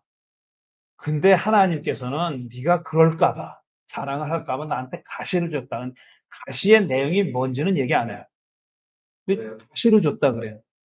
그렇게 나를 교만하지 않게 만드는 어떤 브레이크 같은 거를 엑셀러레이터가 아니라 브레이크 같은 걸 줬다고 얘기하는 겁니다. 그러니까 그것까지 얘기했는데 왜 하느님이 그렇게 가시를 줬다고까지 얘기했는데 그 이유를 갖다가 안 되는 거는 그거 이유는 뭐냐면 가시의 내용이 뭐다. 어떤 사람은 어떤 질병이다. 그렇게 얘기하는 사람이 있어요. 바울이 어떤 질병, 눈 안질과 관련된 질병을 가지고 있다고 추측할 만한 서술들이 있어요. 그러니까 사람들은 다 게스하는 거야. 그 다음에는 이 가시가 뭘까? 근데 가시의 내용에 대해서는 얘기 안 해요. 어떤 사람은 또 이렇게까지 얘기합니다. 그거에 바울이 예수 믿는 사람들을 학해했던 거. 그거 얘기하는 거 아닐까? 사실 그게 바울에게 굉장히 핸디캡이 됐어요. 실제로 그를 사도들의 반열에 끼워주지 않으려고 했던 사람들은 너 임마 우리 죽이려고 그랬잖아. 옛날에. 저놈을 어떻게 믿어? 한 번 배신한 놈은 두 번 배신해. 이런 사람들이 있었어요. 그때도. 그러니까 바울이 그런 핸디캡을 가지고 있었어요. 그래서 사람들이 자기가 사도라는 것을 역설적으로 굉장히 강조합니다. 그리고 내가 하는 행동을 보고 내가 사도라는 걸 믿어달라. 이렇게까지 얘기해요. 그러니까 다시의 내용이 뭔지 모르는데 자기는 어떻게 해석하냐면은 이 바울은 자기도 그런 신비 체험을 많이 해서 자랑할 게 많은데 넌 막 그거 자랑하지 말어라고 하나님이 가치를 줬다. 나는 그걸 고맙게 받아들인다. 이런 뜻입니다. 그래서 더 이상 뭐라고 얘기하냐면 그러므로 내가 교만하게 되지 못하도록 하나님께서 내 몸에 가시를 주셨습니다. 그것은 사탄의 하수인이라고 할 수 있는데, 그러니까 사탄의 하수인이래. 가시가. 할 수 있는데, 그것으로 나를 치셔서 나로 하여금 교만해지지 못하게 하시려는 것입니다. 나는 이것을 내게서 떠나게 해달라고 주님께 3번이나 간청했습니다. 너무 그 가시가 나를 괴롭히니까, 뭔지 몰라도 괴롭히니까 그걸 떠나게 해달라고 3번이나 간청을 했대요. 그러나 주님의 대답은 뭐였냐면 주님께서는 내게 이렇게 말씀하셨습니다. 내 은혜가 네게 속하다. 만족해라. 내 능력은 약한 데서 완전하게 된다. 라는 응답을 들었다는 저희가. 가시를 달라고 3번, 없애달라고 3번이나 간청을 했는데 내 은혜가 네게 족하니까 그저 만족하고 살아라. 내 능력은 약한 데서 완전해진다. 네가 더 그런 가시 같은 게 없으면은 오히려 네가 복음 전하는데 불리하게 된다. 이런 뜻이죠. 그러므로 그리스도의 능력이 내게 머무르게 하기 위해서 나는 더욱더 기쁜 마음으로 내 약점들을 자랑하려고 합니다. 이렇게 고백합니다. 그러니까 바울은 이런 신비 체험을 적어도 남 못지않게 했는데 그것 자체가 목적이 아니라 그거는 뭔가를 위해서 자기가 맡은 일을 더 잘하게 하기 위해서 하나님이 자기에게 주신 축복이라고 생각합니다. 은사라고, 은총이라고 생각한 거예요. 그렇지만 그게 과하게 될까봐 하나님은 브레이크까지 주셨다. 이거는 뭐냐면 그 브레이크를 주신 그 뜻은 의미는 뭐냐면은 그리스도의 십자가라는 말할 수 없이 허약한 거기서 은혜가 난다. 은혜가 넘친다라는 복음의 에센스를 말하게 하기 위해서 그렇게 했다라고 고백하는 겁니다. 그러니까 하나님 뭐라고 내 힘은 약한 데서부터 온다 그랬잖아요. 약한 데서부터 온다. 어떤 무력으로 힘으로 되는 게 아니라 돈으로 되는 게 아니라 내 능력은 약한 데서부터 온다라는 말입니다. 그렇게 바울은 이해했다는 겁니다. 그래서 죽을 때까지 그 가시를 감사히 간직하고 살았다는 얘기를 하는 겁니다. 그러니까 신비 체험이라는 게 그 자체가 목적이 아니라는 걸 지금 바울이 얘기하고 있는 거예요. 그것 자체는 불안하고 말 것도 없다라는 겁니다. 그런 얘기를 하는 거고요. 그런데 자 여기 니은번을 보시면은 이게 이제 터닝 포인트가 되는 거예요. 초기 유대교의 신비주의, 바울처럼 이런 신비주의 이런 거는 혼국 경험 후 하나님의 심판이 임박했다는 두려운 소식을 가져오는 경험으로 이해됐어요. 신비 경험이라는 것이 많은 경우에 지금 리차드 선생님이 얘기했던 것처럼 종말주의자, 그 종말론자들에게는 그런 신비 경험이 결국은 뭘 보여주는 거냐면 마지막에 이런 심판이 온다는 것을 보여주는 그런 내용으로 채워졌다는 거예요. 근데 사실 신비 경험이라는 게 그것만 있는 건 아닌데 이런 종말주의자들에 의해서는 그 신비 경험이 그런데 사용됐다는 겁니다. 그러니까 그 두려움을 자아내는 마지막 때 이런 심판이 온다라는 그런 그 경고를 하기 위해서 신비 체험이 많이 사용됐다라는 겁니다. 요즘도 제가 잠깐만요. 예, 잠깐만요. 요즘도 이제 많은 교회들에서 이제 간증이라는 이름으로 많은 걸 미국 사람들도 많이 합니다. 지금은 어쩐지 몰라도 얼마 전까지만 해도 천국을 보고 왔다는 사람들의 간증이 이 미국 교회에서 엄청나게 유행을 한 적이 있었어요. 그러니까 임사 체험 같이 이 죽음의 문턱을 갔다가 온 사람들이 이제 천국 체험을 했다고 간증을 막 이 교회 저 교회 다니면서 많이 간증을 하고 그랬었습니다. 근데 어린애가 뭐 책도 있고 그렇잖아요. 어린애가 그걸 보고 왔다 그래가지고 뭐 엄청나게 돌아다니면서 간증을 했는데 그 엄마 아버지가 그렇게 벌은 돈을 뭐 빼돌리고 서로 이혼하고 뭐 난리 난 적이 있었어요. 근데 그 경우는 사실은 그렇게 심판이나 이런 얘기보다 이제 뭐 좋았다 뭐 이런 얘기들이었을 거예요 아마. 근데 많은 경우에 이렇게 그 불안해하는 사람들의 불안을 부추켜서 이제 뭔가 목적을 달성하려는 그런 집회들이 많이 있었던 거고 이 바울 시대에도 그런 사람들이 종말주의자들이 그런 일을 많이 했어요. 그런데 사실 예수와 바울도 원 오브 더 종말주의자들이었습니다. 왜냐하면 회개하라 하나님 나라가 가까이 왔다.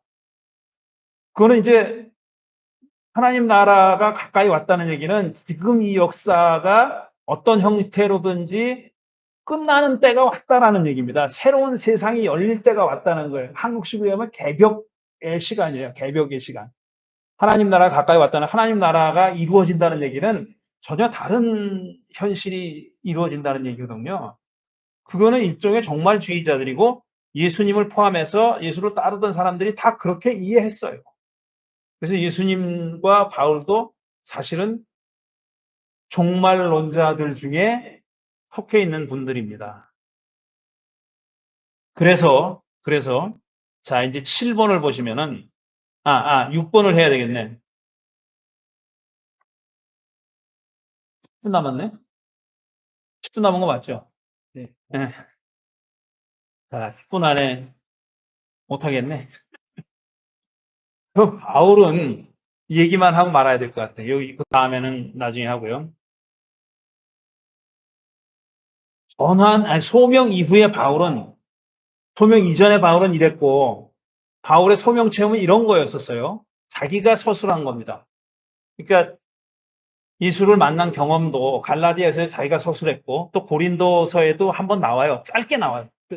갈라디아서는 비슷하게 짧게 나와요. 그냥 예수 그리스도를 나타내 보여주셨다 이렇게만 나와요. 그리고 이제 그 이외에 신비 체험이라고 고린도후서 지금 읽은 세 번째 한 해 갔다 온 얘기, 하지만 가시 얘기 이거가 다 얘기한 거예요. 신비 체험이. 그런데 이런 그 신비 체험은 사실 예수의 사도가 된 다음에 경험한 거고, 세 번째 한 해 갔다 온 거는 그 다음에 경험한 거고, 그 소명을 받는 순간에 경험한 거는 부활한 예수를 만난 체험이거든요. 하나님이 당신의 아들을 나에게 계시해 주셨다라고 표현한 거 그건데, 그러면은 왜 바울은 그런 소명 체험을 하기 전에는 예수를 따르던 사람들을 박해하다가, 그래서 스데반이 죽는 걸 보고 당연하다고, 지당하다고, 마땅히 절해야 된다, 저런 놈은 죽어야 된다라고 생각하고 그 일을 계속하려고, 다시 말해서 예수를 따르는 사람들을 계속 박해하려는 어떤 라이센스를 받으러, 허가증을 받으러 대제사장에게 가다가 이런 경험을 해가지고 바뀐 거란 말이에요. 결국은 박해하는 증명서를 받지 못했어요. 받지 않았어요. 받지 않고 오히려 그 자기가 박해하고 죽이려고 했던 사람들 편에 쓴 거잖아요. 왜 바울은 예수를 따르던 사람들을 박해했고, 또 왜 그게 완전히 180도 달라졌느냐? 이걸 이해하는 게 중요하죠. 바울을 이해하려면 도대체 이 사람은 왜 예수를 따르는 사람을 박해하려다가 그 사람 편에 섰을까? 그 사람 편에 섬으로써 그 사람들로부터 무수히 많은 오해를 받고 또 불신임을 받고 그랬단 말이야. 저는 우리를 죽이려고 했던 놈인데 스파이 아니야? 이런 오해를 받았단 말이에요. 근데 그걸 불사하면서까지 왜 그쪽으로 들어갔느냐 하는 거죠. 왜 그렇게 됐을 것 같아요? 왜 일단 예수를 따르던 사람들을 박해하려고 했을까? 그 이유가 뭘까? 구체적인 이유 얘기하는 거예요. 구체적인 이유. 꼴 보기 싫어서 뭐 이런 거 말고. 처음 목사님이 그저 두 번째인가? 네. 모임 때 말씀하신 그 사람들의 그 율법이나 뭐 이런 거 모든 거에 대한 그거가 원인이 됐고 결국은 그거가 또 원인이 돼서 이쪽에서 또 다시 시작을 하겠다. 그래서 제가 그때 그렇게 얘기했잖아요. 그거는 미끼 같은 거예요. 목사님이 미끼인 거야. 왜냐하면은 왜 미끼를 던졌냐면은 오랫동안 불과 40-50년 전까지만 해도 그렇게 생각했었어요. 바울을 전문적으로 연구하던 사람들도 왜 그럼 바울이 예수를 따르던 사람들을 그렇게 못 잡아먹어서 난리쳤을까, 박해를 했을까, 뭐라고 설명을 했냐 하면은 예수를 따르던 사람들이 유대교의 중요한 신앙의 내용이나 실천의 내용과 어긋나는 주장을 하고 어긋나는 삶을 살았기 때문에 그걸 눈뜨고 못 봐서 저런 놈들은 배교자다. 하나님을 모독하는 자다. 우리 유대교의 진리를 거스르는 자다. 그것도 유대교가 플렉서빌리티가 없는 게 아니에요. 그 탄력성이 없지 않아요. 아주 지금도 유대교가 아주 울트라 컨서버티브한 유대교가 있고, 그 다음에 굉장히 리폼드, 리버럴한 유대교가 있습니다. 지금도 유대교의 일부는 여자 랍비가 있어요. 그 다음에 동성애자 랍비가 될 수 있는 교단이 있어요. 유대교 안에. 그거는 뭐 리폼드 주에서 한 걸음 더 나가는 그런 주들도 있어요. 거기는 진짜 레즈비안이고 게이인데도 랍비가 될 수 있어요. 아주 조그만 소집단이에요. 그리고 그 사람들이 운영하는 교단의 신학교도 있어요. 미국에도 있습니다. 있는데 반면에 아주 울트라 컨서버티브한 아주 펀더멘탈한 그런 유대교도 있습니다. 그 스펙트럼이 엄청 넓거든요. 근데 이때도 마찬가지예요. 이때도 마찬가지로 그게 넓어가지고 뭐 샴마이파다, 힐렐파다 그래가지고 힐렐파는 뭐 샴마이파는 뭐 마누라를 죄송합니다. 와이프가 밥을 태워도 이혼 사유가 된다. 이렇게 주장하는 사람이 있어. 밥을 태우는 것만 해도 여자를 쫓아낼 수 있다. 이렇게 주장하는 파도 있었고, 그렇게 해서는 안 된다 하는 파도 있었고, 여러 파가 있었어요. 있었는데, 그러니까, 그렇지만, 우리가 잊지 말아야 될 것은 예수님을 비롯해가지고, 예수님도 안식일에 회당에 들어가서 유대교의 그 절차를 따랐어요. 거기서 두루마리 펴서 성경도 가르치시고, 안식일을 지켰어요. 단지 안식일에 배가 고파가지고, 굶주린 사람이 미리 작좀 따먹었다고, 저놈 안식일을 어겼다고 막 야단치는 거.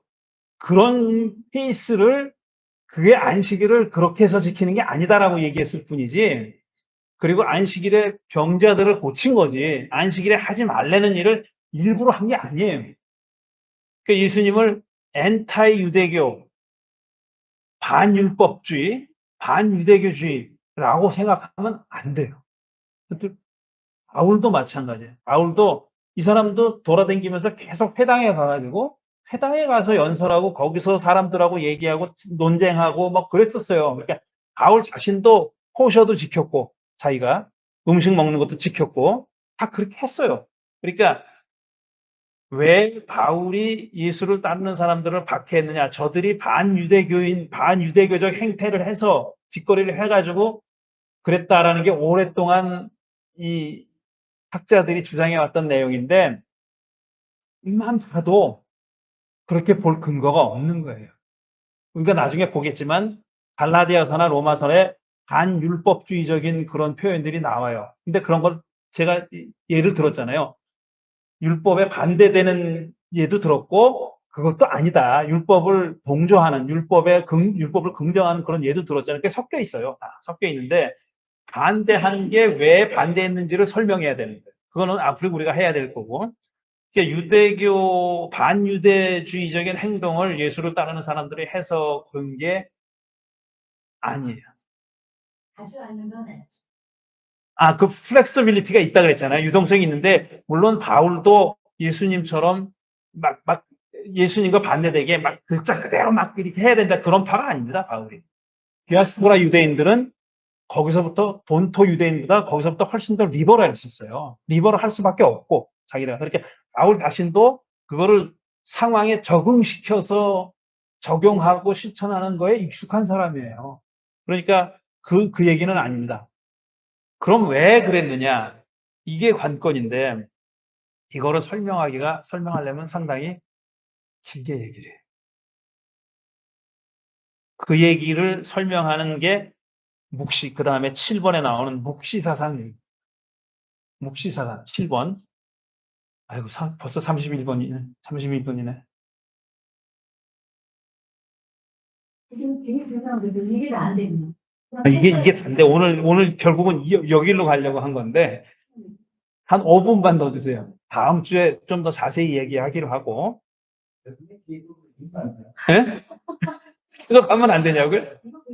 예. 자, 질문하실 거 있습니까? 질문하실 거?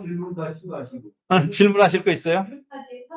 아까 얘기하고 싶은 건 이게 그 신비주의라는 게 네. 뭐 다른 종교에도 신비주의가 많이 있고요. 물론이죠. 예, 물론이죠.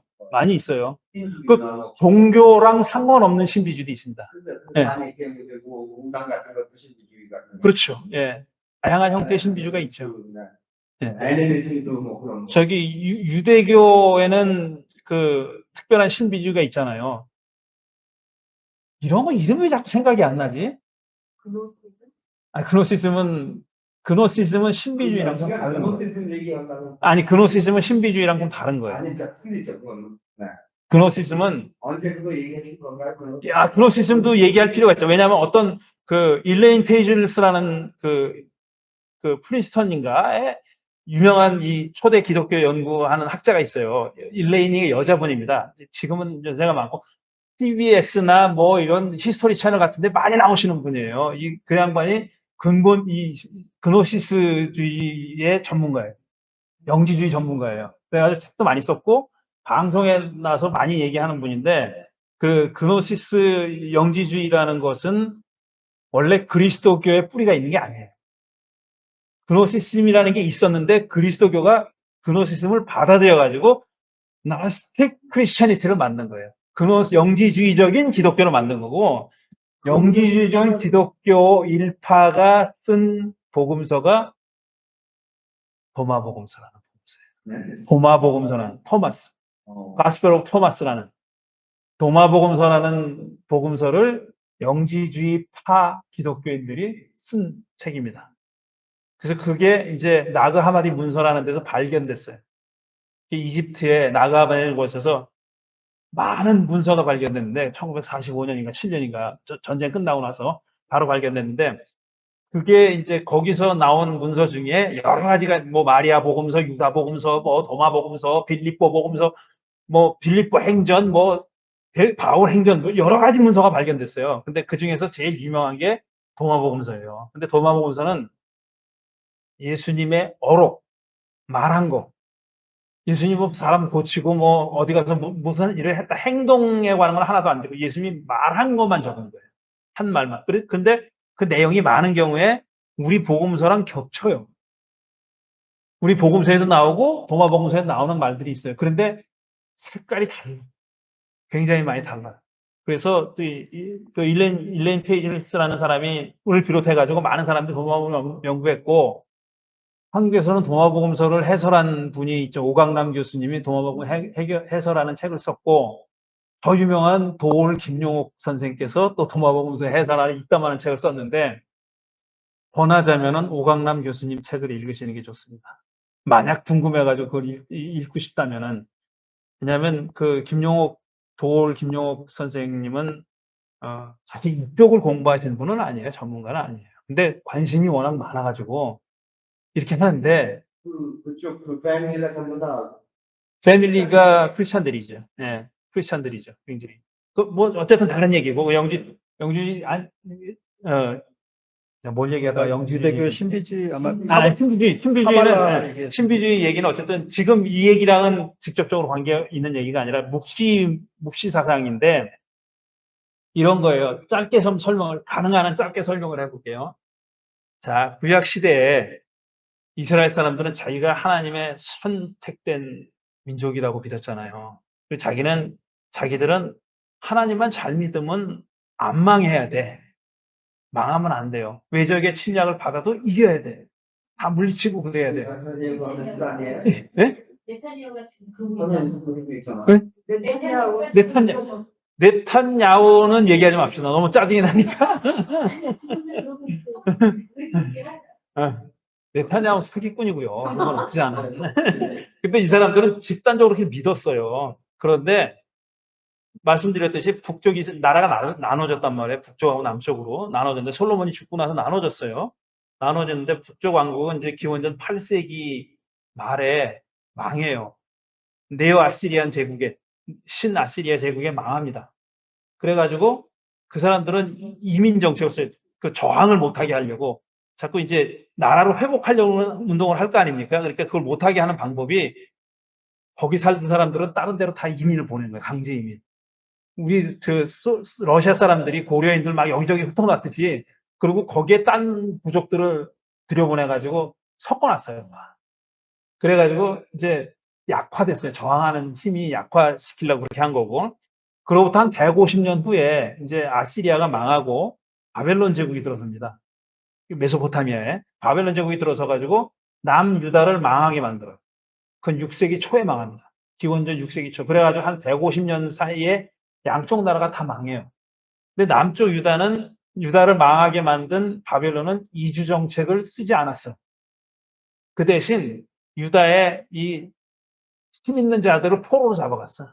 바벨론은 포로로 잡아가가지고 거기서 인질로 잡혀놓고 여기는 그냥 사람들이 살게 만들었어요. 일반 사람들은 그냥 살게 만들었단 말이에요. 근데 이렇게 되니까 특히 포로로 바벨론에 잡혀간 사람들이 학식도 있고 계층도 높았고 이런 사람들을 잡아간 겁니다. 이렇게 저항을 못하게 하려고 걔네를 포로로 잡아간 거거든요. 우리 옛날에 뭐 왕세자 잡아가듯이 뭐 그렇게 잡아간 거예요. 근데 거기서 잡혀갔던 사람들이 상대적인 자율권을 누리고 있었어요. 자기들끼리 모여 살기도 허락해줬고 바벨론 제국이. 그래서 이제 모여가지고 뭘 했냐면은 야 우리가 왜 망했을까 도대체. 우리가 망하면 안 되는 거 아니야. 우리가 하나님을 잘 믿고 우리가 선택된 사람인데 어떻게 망해. 그러다가 자기들이 내린 결론은 우리가 하나님의 계명을 잘 못 지켜서 망하게 됐다라고 해석한 거예요. 우리가 외교적인 힘이나 군사력이 약해서 망한 게 아니라 기본적으로 우리가 신앙이 모자라서 부족해서 망했다 이렇게 결론을 내렸어요. 그러고 나서는 이제 이해가 된 거야. 그렇지만 우리가 이제부터 앞으로 잘하면은 우리 다시 우리 하나님 우리를 회복시켜 줄 거 아니냐 이렇게 믿은 겁니다. 그래서 거기서 그러다가 이제 페르시아가 들어섰어요. 페르시아가 들어서니까 페르시아 왕은 그 사이러스라는 왕이 야 니네 집으로 돌아가 이제. 거기서 살던 사람들을 본토로 돌려보냈어요. 그러니까 돌아가는 놈들도 있고 거기 뿌리 내리고 결혼하고 사는 놈들도 있고 그럴 거 아니에요. 일부 돌아왔어. 돌아와가지고 이제 나라를 재건한다고 성전도 재건하고 나라를 재건하는 작업을 했습니다. 여기서. 그렇지만 여전히 식민지잖아요. 페르시아의 식민지고 페르시아가 망하니까 알렉산더가 들어섰단 말이에요. 알렉산더 들어서가지고 알렉산더 조금 있다가 금방 죽잖아요. 그러니까 로마 제국이 들어섰어요. 계속 남의 식민지를 하는 거예요. 그래서 이게 도대체 왜 이런 이 비참한 꼴이 계속되나. 하나님이 과연 정의로우면은 우리가 이만큼 성공했다고 회개도 하고 그랬는데 도대체 왜 이런 일이 계속되나. 끝끝내 하나님의 이 사람들이 생각해서 하나님의 정의는 justice of God은 뭐냐면 자기들을 회복시켜 주는 거예요. 나라를 회복시켜 주고 옛날처럼 우리가 야훼 신을 잘 모시고 독립된 나라로서 독립된 종족으로서 살아가는 게 자기들 하나님의 정의가 회복되는 거라고 그렇게 믿었던 거예요. 그런데 안 되고 있어. 그게 계속 안 되니까 그리고 나서 계속 이제 제국이 바뀐단 말이에요. 그러다가 어떤 그 바벨론 때부터 페르시아 때부터 어떤 생각이 들어오냐면은 야 이거 사이러스가 고레스라는 황제가 돌아가게 했잖아요. 이스라엘 사람들을 유대 사람들을 본토로 돌아가라. 그러니까 해방의 칙령이 내려오는 걸로 생각했어요. 그래서 이 사이러스로 두고 야 이거 하나님이 보낸 메시아다 저놈이. 자기들은 그 이전에는 메시아가 자기네 종족 중에서 나온다고 생각했어요. 우리를 해방시켜줄 메시아가 당연히 유대 사람 가운데서 나온다는 게 그냥 상식이었어요. 그런데 저놈이 해방을 시켜준단 말이야. 고레스가 다른 페르시아의 황제가. 그러니까 이 사람들이 야 저거 야훼 신이 죄를 점지해가지고 우리를 해방시키는구나 이렇게 생각한 거예요. 그런 좋은 기억이 있다고. 근데 끝끝내 완전한 해방은 이루어지지 않으니까 일부 이 묵지 사상을 가지고 있었던 사람들이 뭐라고 생각하냐면은 이 당장 해방이 될 게 아닌 거예요. 우리가 아직도 많이 부족한가 보다. 이렇게 생각한 거야. 그래서 이 궁극적인 해방의 때를 먼 미래로 밀어놨어. 먼 미래로 밀어놨는데 그때가 언제 올지는 아무도 모르는 거야. 그 날짜 계산하는 사람들이 생겼고 언제 우리가 해방이 된다. 숫자를 막 계산해가지고 몇 년도에 해방이 된다라고 생각하는 사람들이 있었고 아니야 그건 안 돼. 그건 우리는 모르는 거고 그건 오로지 저분의 뜻에 달려있는 거고 우리는 그저 조신하고 있으면 돼. 그리고 저 하나님이 외국의 지도자를 보내서 우리를 해방시켜주는 일을 전례를 만들었잖아요. 고레스를. 그러니까 황제가 들어설 때마다 혹시 저놈이 우리를 해방시켜주는 놈이 아닐까? 하니까 그렇게 기다린 거야. 그때도 이때 바울 시대 때 예수 때도 그런 묵시론자들이 그런 종말론자들이 있었어요. 그 사람들은 로마 제국이 우리를 지배하는 것을 우리가 어쩔 수 없이 겪어야 하는 시련. 맞아. 그 시련을 겪으면서 우리는 계속 우리를 정화시켜서 하나님이 궁극적으로 우리를 해방시켜줄 때까지 기다리자. 이런 사람들이 있었어요. 그리고 또 상대편에는 어떤 사람들이 있었냐면은 저것들이 무슨 우리를 해방시켜줄 메시아야? 아니야. 쟤네들은 우리를 못 살게 구는 악한 세력의 앞잡이일 뿐이야. 쟤네들과 싸워가지고 쟤네들을 물리치고 우리가 스스로 해방을 이뤄야 돼. 그게 하나님이 우리에게 원하시는 내용이야. 라고 믿는 사람들이 있었어요. 이 두 사람 중에 어느 쪽이 비중이 높았느냐? 전자가 높았어요. 즉, 우리가 기다리자 하는 사람들이 높았어요. 그러니까 기다리자 하는 사람들은 로마 제국에 대해서 상당히 순응하는 태도를 가지고 있는 겁니다. 세금도 바쳐야 되고 어쩔 수 없이 이거는 우리가 겪어야 하는 시련이다. 우리가 계속 정화되려면 이런 시련을 겪어야 된다라고 생각하고 계속 참고 기다리는 사람이 있었고, 반대쪽에서는 그게 아닌 세력들이 있었던 겁니다. 바울은 전자였던 거예요. 이 얘기가 제 얘기가 아니라 한 수십 년 전부터 이제 유대교와 반대되는 게 아니다. 바울이 그런 데서 전향한 게 아니다라고 주장했던 사람들이 중에 일부가 주장하는 내용을 제가 소개하는 거예요. 바울이 어디서부터 어디로 갔느냐, 옮겨갔느냐 하는 걸 얘기하는 거예요. 바울이 처음에는 친로마적인 기다리자라는 파였다는 거예요. 기다리자. 그런데 예수를 따르는 자들을 보니까 저놈들은 기다리는 사람이 아닌 것 같아.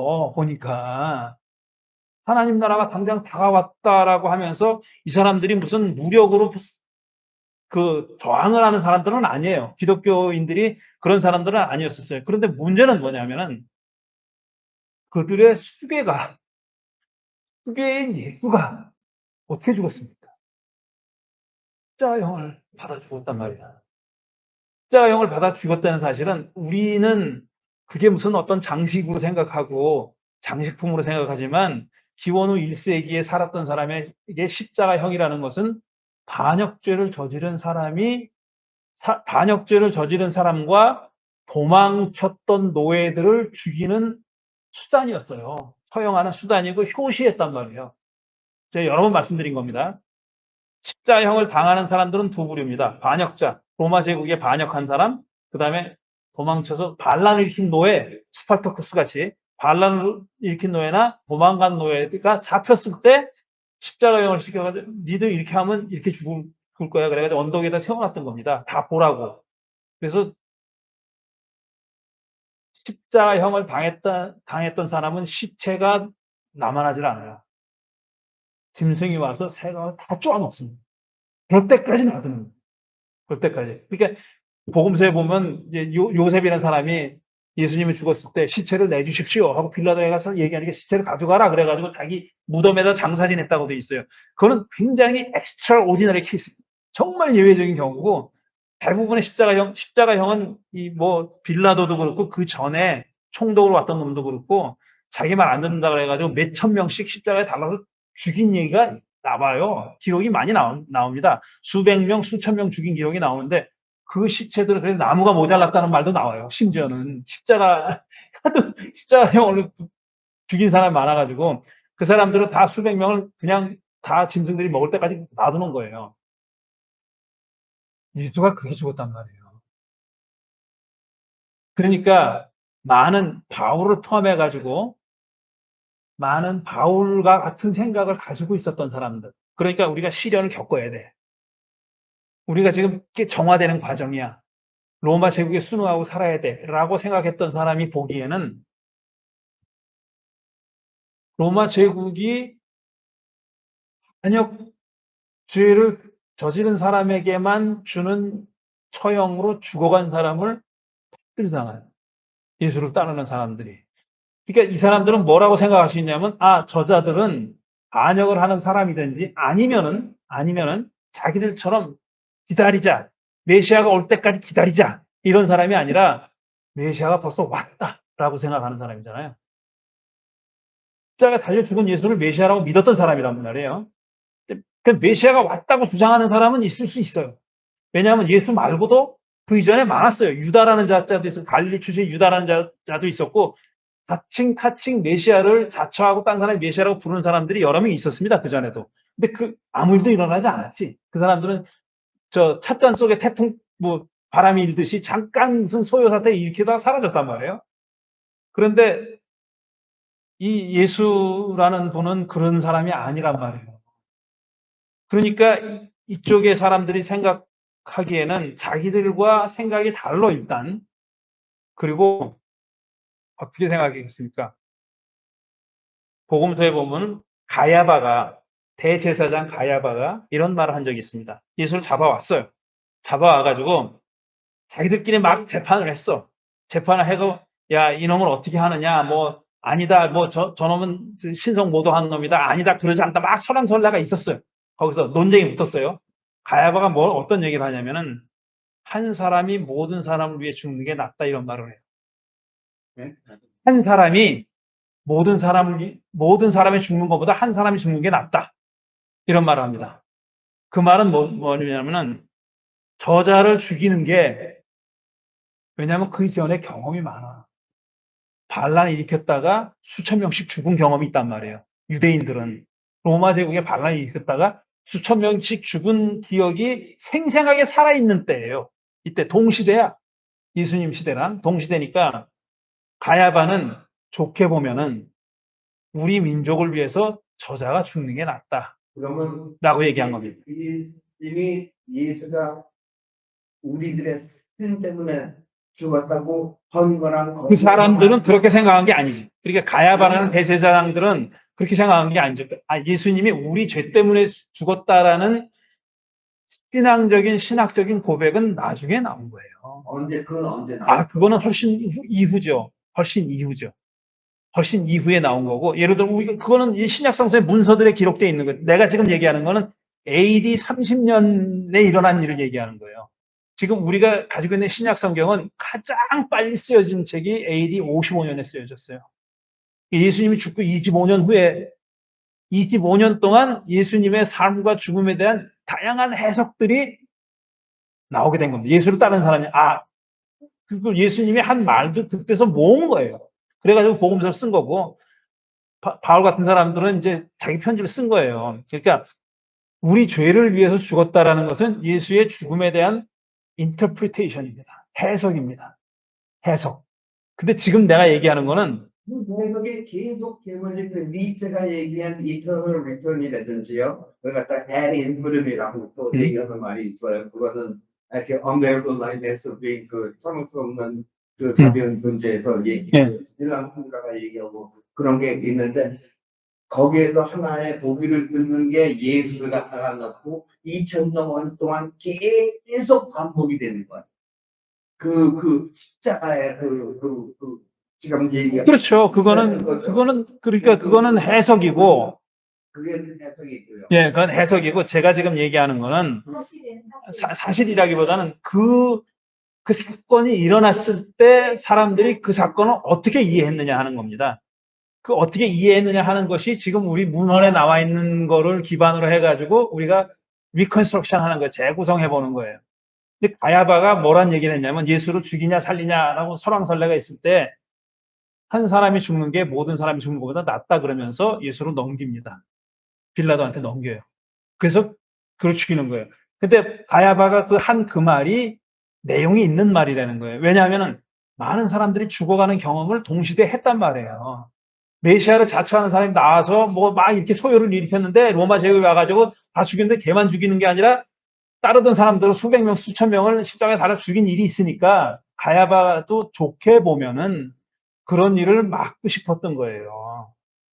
그래서 지금 바울같이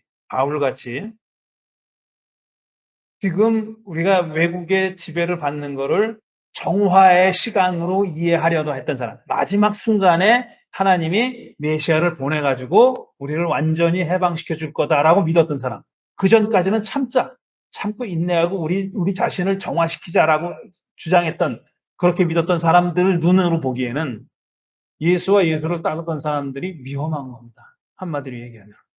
왜 위험하냐면은 제국에 반란을 일으킨 사람들에게만 가하는 처형 방식으로 죽은 나사렛 예수라는 분을 메시아라고 믿고 따르는 사람들이에요. 그 사람들은 자기들이 보기에는 그냥 수동적으로 기다리려고 하지 않고 뭔가를 이루려고 하는 사람들이에요. 하나님 나라가 다가왔다고 하면서 복음을 믿어라 그러고 돌아다니면서 사람도 고치고 귀신도 쫓아낸다 그러지, 사람들은 모으고 다니지. 그러니까 로마 제국계 사람들이 보고 야, 저놈들 위험하네 이렇게 생각하고 잡아 죽였지. 이런 사람들을 따르는 사람들이니까 이쪽 사람들이 보기에는 위험하다고 생각하고 자기들 안위까지도 걱정이 된 겁니다. 왜냐하면은 그런 일이 있었으니까. 이렇게 해석하는 사람이 있다는 거예요. 제가 이 해석을 왜 소개를 하냐면은 아무리 봐도 이전에 사람들이 해석했던, 바울을 해석했던 사람들, 유대교가 예수를 따르는 사람들이 자기들이 믿는 신앙과 다른 신앙을 가졌기 때문에, 그건 신앙주의입니다. 한마디로 얘기하면 종교주의자. 종교적인 면만 생각하는 거예요. 그거는 종교적인 면만 생각하고 종교적으로 다른 색깔을 가지고 있어가지고 반대했다라고만 생각하는 건데, 제가 지금 얘기하는 거는 종교주의라는 게 다시 한번 얘기해. 종교주의라는 거는 다른 사회적인 역사적인 상황은 고려하지 않고 단지 종교적 차이만 가지고 설명하려고 하는 거예요. 이걸 얘기하는 거예요. 아직까지는 그렇게 해석해 왔어요. 바울을 이해할 때 그렇게 해석해 왔는데 한 수십 년 전부터 그건 너무 시각이 좁은 거다. 그리고 그때 당시에 로마 시대의 문화적인 상황, 역사적인 상황을 고려해서 바울을 이해하고 바울이 뭘 반대했는지, 왜 예수를 따르게 됐는지를 이해할 필요가 있다라고 생각하는 사람들의 주장을 제가 소개하는 거예요. 그 중에 제가 지금 오늘 소개한 주장은 뭐냐면 폴라 프레드릭슨이라는 사람이 있어요. 지금 살아있는 사람입니다. 폴라니까 이 사람도 여자예요. 여자인데 아주 이쪽 연구, 바울 쪽 연구, 초대 기독교 연구에서는 굉장히 중요한 사람이에요. 우리말로 번역된 책도 있는지는 모르겠는데 어쨌든 그 영어로 된 책은 많이 쓴 사람이고 저는 이분의 책을 여러 번 이 여자 학자의 문제의식도 그거예요. 아직까지는 너무 종교로만 이렇게 이 시야를 좁혀가지고 바울을 이해하려고 했는데 그게 잘못됐다고 생각하고 꼭 가설을 내놓는 겁니다. 근데 가설 중에 하나, 바울이 그리고 그래서 그 당시에 묵시 사상에 커다란 두 개의 흐름이 있다는 거는 역사적 사실이에요. 한쪽은 기다리자파고 다른 한쪽은 적극적으로 행동하자파예요. 그런데 바울이 한 그 행동을 보면은 기다리자파였던 것 같은 거예요. 그래서 얘네들이 위험하다라고 생각하고 얘네들을 좀 눌러야 되겠다라고 생각했는데 그게 예수를 만나면서 헷가닥 돌아선 겁니다. 자기가 기다리자파가 아닌 거예요. 바울도 종말주의자긴 한데 기다리자파 종말주의자였는데 다른 쪽으로 간 겁니다. 예수 쪽으로. 그렇게 이해한 겁니다. 근데 제가 폴라 프레드릭스라는 사람 얘기했지만 그 사람만 얘기한 건 아니에요. 또 다른 사람들도 여러 사람들이 그렇게 얘기했는데 예를 들어서 존 게이저라는 사람이 있어요. 이 사람 돌아가신 분인데 이 사람도 그렇고 굉장히 여러분이 지금 이런 배경에서 설명을 했고 조금씩 색깔은 다른데 제가 보기에는 제일 뭐랄까 화끈하게 분명하게 부러지게 주장한 사람은 폴라 프레드릭스라는 사람이 주장하고 제가 그 얘기를 설명한 겁니다. 그럼 지금 와서 되돌아보면 기다리자가 맞는 거 아닙니까? 왜냐하면 2000년 동안 아무 일도 안 일어났다 그러면 아니 그러니까 그거는 그렇게만 얘기할 수는 없는 2000년 동안 아무 일도 안 일어났다고는 볼 수 없죠. 적어도 종말은 안 일어났으니까. 종말을 당기자는 뜻은 아니었고 그게 종말은 당기자는 뜻. 예를 들어 종말이라는 것은 종말주의자들은 다 대부분은 시간을 계산한 사람도 있었어요. 뭐 언제 되면 뭐 숫자를 계산해 가지고 몇 년도에 뭐가 일어나나 이렇게 생각한 사람도 있었는데 그런 사람보다는 그때는 아무도 모른다라는 사람이 더 대세였고 그러니까 그게 아직 안 일어난 거지. 이게 뭐 그 이상 얘기하기는 힘들죠. 예. 근데 제가 하나를 빼먹어서 그래요. 지금 시간이 없어서 빼먹어서 그런데 그럼 바울은 예수에게서 뭘 받기 때문에 돌아섰을까? 이게 중요하잖아요. 이걸 버린 거는 예를 들어 기다리자라는 것을 버린 거는 아 그렇구나. 근데 왜 굳이 그게 예수였을까? 예수를 만난 경험이 그렇게 바꾼 거잖아요. 예수를 만난 경험이 왜 어떤 점에서 그렇게 바꿨을까? 라는 얘기를 해야 되죠. 그건 오늘 시간이 없어 다음 주에 얘기하려고. 왜냐하면 이게 단번에 그렇게 설명이 안 돼요. 제가 설명을 잘 못해서 그런 건지 모르겠는데, 예. 목사님 말씀 계속 들어보니까 결국 이 사람 바울은 방향은 절대 아닌 것 같아요. 소명이 맞는 말인 것 같아요. 예. 그러면 이 사람이 기다리는 사람이었어. 그죠? 기다리는 사람이었어. 기다리는 파에 속했었죠. 예. 속했다고 보는 거죠. 그렇게 그렇게 추측할 만한 여지가 많이 있다는 거죠. 그 사람은 예수님을 만나서 그 다음에 소명을 받아서 이 사람 크리스찬입니까? 아니면 유대인의 크리스천입니까? 크리스찬이라는 이름을 붙이기는 아직 그거는 그렇게 못했지만, 근데 그리스도를 따르는 사람 된 거죠. 예수를 따르는 유대인이 된 거죠. 그렇죠. 예. 그래도 이 사람이 갖고 있는 네이티브를 갖고 있는 거는 워낙 디아스포라 유인자로서의 유대인이었으니까 예. 과연 그 본토에서 갖고 있었던 그 유대인의 그걸 더 많이 갖고 있지 않았을까? 본토 다시 못 들었어요. 본토에서 갖고 있는 유대교인이 갖고 있는 그 모든 철학과 예. 모든 게 더 많이 갖고 있는 사람이었으니까 아니 어느 쪽이 더 많았느냐는 얘기하는 거예요. 디아스포라. 야 그거는 좀 정말 답하기 힘든 문제인데 왜냐하면 이 양반의 편지를 보면 양쪽이 다 있어요. 이 사람은 그래서 어떤 사람은 이 사람이 고향이 다소라는 그 디아스포라 도시, 상업 도시 이긴 하지만 많은 시간을 본토에 와서 지낸 게 아닐까라고 생각하는 사람도 있어요. 그렇게 그만큼 본토적 성격이 강한 그런 측면을 보여요. 그런데 거기에 반박이 할 수 있는 가장 큰 거는 이 사람이 그리스 말을 하는 사람이에요. 그리스 말을 하는 사람이라고. 그리스 말이 first language인 사람이에요. 이제 바로 이분 정치가 아니었습니까? 예? 그러니까 그러니까 그리스 말을 하는 유대인이라는 얘기는 디아스포라의 삶이 더 강했다는 얘기죠. 자기가 first language를 그리스 말을 썼다면은 말만이 아니라 사고나 이런 것도 문화적인 배경도 그쪽이 더 그리스 로마적인 색채가 강했다고. 크리스천을 갖다가 지금 넣으면 거기에 대한 강한 파워나 신라 시대도 마찬가지였잖아요. 네. 불교가 들어와가지고 통일이 됐고 아쇼카하고 그게 인도를 갖다가 평화롭게 장악할 수 있었던 거는 불교를 갖다가 쓴 거죠. 그렇죠. 그런데 이제 지금 질문은 잘 안 들릴 수도 있는데 반복은 못 하겠습니다. 근데 이제 바울이 그리스도인이 됐잖아요. 편의상 얘기하는 겁니다. 그리스도인이라는 이름은 없었어요, 그때. 그리스도인이 됐는데 바울이 이상하게도 이게 어떤 사람은 이제 바울이 진짜 크리스찬이 아니다라고 주장하는 이유이기도 한데 그냥 바울이 예수의 삶이나 하신 말씀에 대해서는 거의 얘기를 안 해요. 복음서에 나와 있는 내용들, 사람 고치고, 귀신을 쫓아내고, 많은 사람들을 먹이고, 이런저런 말씀을 하시고, 어록이 많잖아요. 근데 거기에 대한 언급은 거의 없어요. 거의 없어요. 바울 서신에 거의 안 나와요. 그러니까 조금 어렵게 얘기하면 역사적 예수, historical Jesus에 대한 언급이 없어요. 거의 없어요.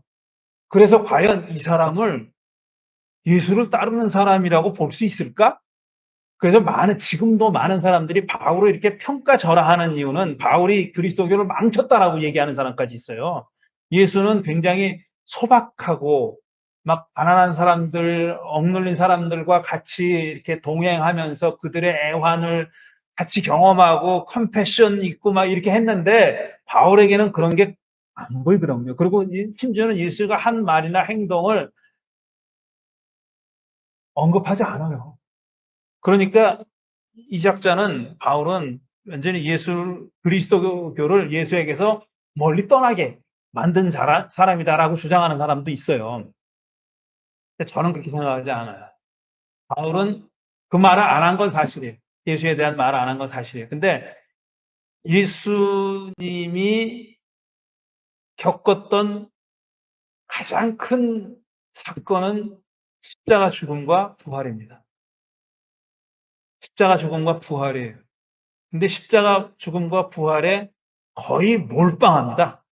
예수에 관해서 내가 하고 싶은 말은, 근데 바울이 하고 싶은 말은 십자가와 부활이야. 그거면 that's all. It's more than enough. 그걸로 충분하다라고 생각하는 사람이에요. 그러니까 예수로부터 멀어졌다라고 말하기도 힘든 거예요. 그것도. 저는 바울이 예수의 언행에 대해서, 복음서에 기록된 언행에 대해서 알고 있었다라고 생각해요. 근데 그거를 말하지 않은 것은 지금 말씀드린 대로 그걸로 충분하다고 생각해서 말하지 않았지, 예수를 왜곡하거나 이러려고 했던 것은 아니다라고 생각해요. 그렇게 생각하는 사람이에요. 시간이 많은데 죄송한데요. 예. 저는 그런 생각이 질문이 너무 간단한데 바울이 아까 말하신 대로 기다리는 걸 주장했던 바였다고. 예. 너하고 다른 생각을 가진 사람들을 굳이 죽이고 몰살하려고 했던 이유는 그렇게 안. 그거는 왜 그러냐면요. 지금 질문은 바울이 기다리는 파였으면 굳이 다른 생각을 가지고 있던 사람들을 이렇게 뭐 처벌하거나 벌하거나 심지어 죽이려고 할 필요가 있었을까라는 건데, 예, 그거는 이렇게 설명할 수가 있습니다. 왜냐하면은 다른 파, 그러니까 적극적으로 행동해야 되는 파, 행동하자는 파가 자기들을 위험하게 만들 수 있거든. 왜냐하면 대국이 이런 사람들을 억압했잖아요. 그리고 많은 사람들 십자가에 죽인 사람들도 예수를 따르던 사람들을 그렇게 했다는 얘기가 아니라 그와 유사하다고 제국이 판단했던 사람들, 예수도 그 중에 하나였다고 생각하고 십자가에 다른 거라고 그렇게 해석하니까 그런 사람들은 다 죽였잖아요. 반란을 한다고 생각했던 거예요. 그러니까 제국의 입장에서 보면은. 근데 저 사람들 때문에 많은 다른 유대인들까지도 다 많이 고통을 당하고 했단 말이죠. 그러니까 그거는 굉장히 위험하다고 생각하고 막으려고 했다고 보는 거죠. 근데 한 가지, 그 사람들을 죽이려고 했다라고 하는 말은 사도행전에만 나오는 얘기예요. 바울이 자기 한 말에는 죽이려고 했다까지는 안 해요. 너희들을 박해했다라는 말까지 하는데 구체적인 박해의 방법이나 수단이나 이런 것까지 얘기하지는 않아요. 그러니까 뭔가 반대한 건 사실이에요. 그런데 사도행전에 말하듯이 그렇게 뭐 드라마틱하게 그리고 죽일 권한이 없어요. 실제로 로마 법에 따르면요, 대사제가 동족이라 해도 그게 죽일 권한을 안 줬어요, 로마 제국이. 죽인 사형 그 최고형은 캐피탈 퍼니시먼트는 제국의 허가를 받아야 되는 겁니다. 그러니까 사도행전의 서술은 그것과도 맞질 않아요, 사실은. 우리 의 극단적인 생각을 가진, 다시 말해서 조금 다른 뜻이겠지만 이재명이는 때려주게 되다 지금 그런 생각을 갖고 있는 그런 식으로 자기하고 다른. 사도행전의 서술에 따르면 그래요. 그런데 제가 또 시작하면서도 얘기했지만 이 바울에 대해서 우리가 이해할 수 있는 두 가지 커다란 뭉탱이의 기록이 있다면 하나는 바울이 쓴 서신, 하나는 사도행전입니다. 근데 어느 쪽이 더 역사성을 가지고 있냐, 역사적인 사실에 가까운 쪽이냐면 서신 쪽이 가까워요. 사도행전은 자기들이 생각한, 그 사도행전에서 누가가 생각하는 역사관이 있어요. 역사관에 적게 서술한 겁니다. 그러니까 역사적인 팩트를 있는 대로 적겠다는 의지보다는 자기가 생각하는 그 스킨, 그러니까 그 플롯대로, 자기가 생각하는 플롯대로 쓴 경향이 강한, 그러니까 신학적인 서술이지 역사적인 서술이 아니다라는 겁니다. 그러니까 둘이 만약에 서로 잘 안 어울린다 그러면은 이쪽 거를 서신 쪽을 선택하는 것이 안전한 방법이에요. 근데 지금 말씀하신 대로 사도행전은 굉장히 좀 과도하게 이렇게 서술되어 있는 건 사실이에요. 그런 역사적인 어떤 핵이 없었다고 볼 수 없는데 있었어요. 그리고 바울도 얘기하자면 내가 너희들이 괴롭힌 사람이다. 박해한 사람이다. 근데 뭐 죽일 권한을 받아가지고 이거는 좀 지나친 서술이라는 거죠. 아, 그리고 결국은 다음 주에 얘기해야 할 수밖에 없는데 그럼 왜 이렇게 뺑 돌았느냐? 뭘 보고? 바울은 예수의 십자가 부활이라고 얘기했어요. 십자가 부활이 뭐길래 도대체? 뭐길래? 이거는 다음 주에 얘기해야 되는 거죠. 오늘 여기까지 하겠습니다. 또 시간이 9분이나 무려 오버했는데, 예, 좀 꼭 필요한 질문들 해주셔서 감사하고요. 또 제가 생각했던 것보다 또 다른, 생각하지 못했던 얘기들도 할 수 있도록 질문해 주셔서 감사합니다. 오늘 또 맛있는 김밥과 떡볶이를 맛있게 준비해 주신 분께도 감사드리고요. 다음 주에 다시 뵙겠습니다. 예, 제가 한국을 한 2주 갔다. 예, 한국 다녀오신 다음에 뵙겠습니다.